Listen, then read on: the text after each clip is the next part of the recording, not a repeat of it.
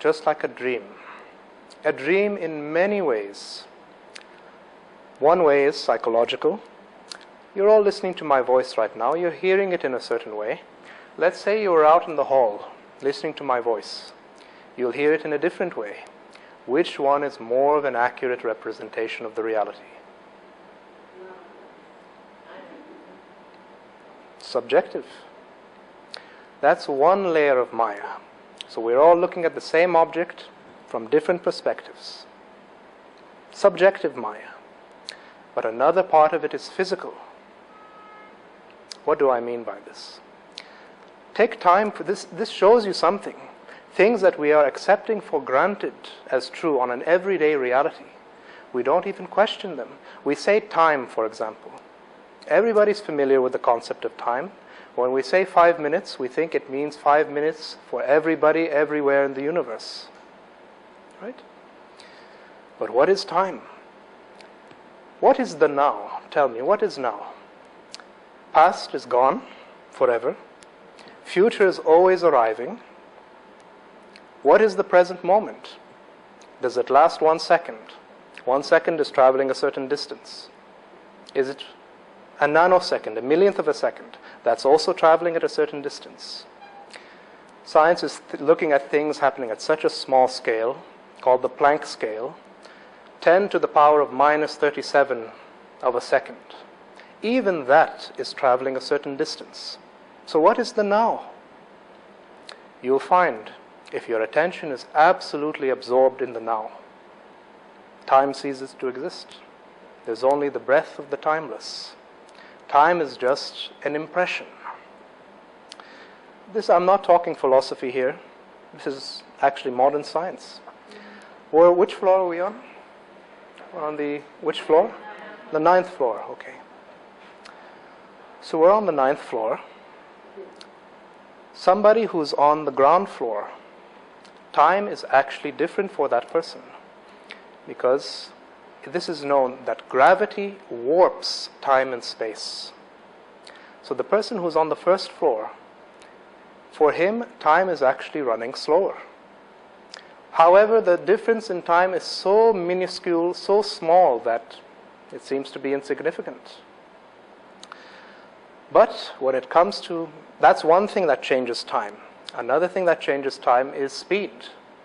For example, you're traveling at a rocket approaching near the speed of light. You may travel for 100 years. Your body would have aged only 20 years. You come back to the earth. All your old friends and family have long ago gone. That shows you something. Even something like time, which we take for granted, we don't even know what is time. It's just a tool of measurement. It's just an equation. That's all it is. Right, just mathematical. Reference for us to measure things. Right, these are just mathematical deductions. But that does not tell you anything about the nature of reality as it is. So, what is clarity? When we talk about clarity, what do we mean by clarity? This is what we called in yoga the third eye. When we look at things normally, at least 90% of the reality is the mind's mental projection. The remaining part of the reality is not there in our experience. So that's one reason why yoga has always talked about, in meditation, bringing the activity of the mind to greater quietness and stillness.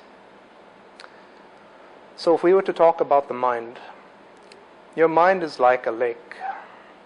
Thoughts, emotions, mental impressions, these are like ripples on the surface of the lake. Like any lake, it also has multiple depths. This is what we're calling conscious mind, subconscious, unconscious. What is your true nature? That which lies at the very bottom of the lake. That nature that lies at the bottom of the lake is not being known because we are too caught up in the external coverings of the body, the external coverings of the mind. So, this is the beautiful thing about perception. our perception is not fixed. It's like a rubber band. It's very much flexible. It can be stretched. It can be contracted. What happens when we go to sleep? What happens when we go to sleep? The boundaries of our perception get smaller, smaller, smaller, smaller. Eventually everything disappears. Even you disappear. I'm talking about dreamless sleep. So, if I were to try to express some quality of what is the nature of meditation, it has many things similar to sleep. So that's one similarity. In sleep, we have greater calmness and quietness of the mind. To me, this is the very basis of human well-being. Without this, human well-being is out of the question. Because if we want insight into reality, if we want to know ourselves as we are, we must have a clear lens, a clear reflecting lens that can see the reality for what it is. Otherwise, you're lost in your experience. How you have that quality of clarity to address the reality for what it is? So to me, this calmness and quietness of the mind is the very foundation. It's not everything. It's just an important aspect of yoga. What else do we notice in sleep? Any clues?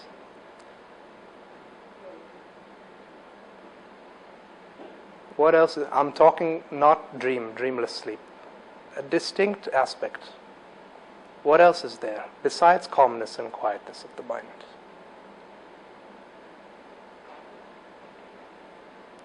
A loss of your limited sense of self. Right? When we come back to our waking state, it takes a little bit of time for us to come back to our normal senses.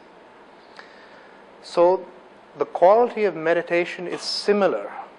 Similar in the sense that there comes greater quietness and calmness of the mind, a loosening up of your limited sense of self, but instead of moving into lower unconsciousness, you move into higher and higher states of wakefulness.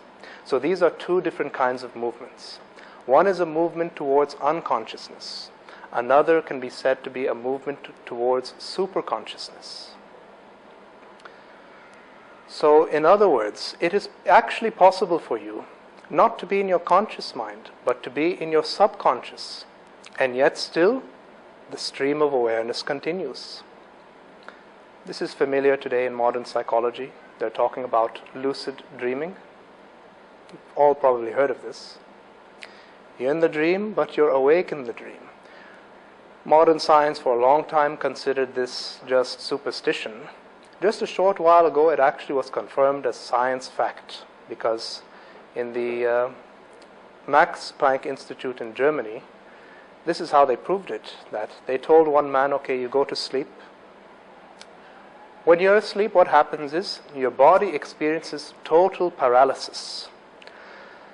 So actually this is why there are sleepwalkers. Sleepwalkers, what has happened to them is that this paralyzing effect on the body is no longer working. So they get up and in their dream, or they just get up and do so many different things. So what happened is they told this man, okay, you go on to sleep and give us a signal that you are lucid dreaming. This was the signal. They told him, when you're in the dream and you're aware of it, just clench your right hand and then clench your left hand. And it was so.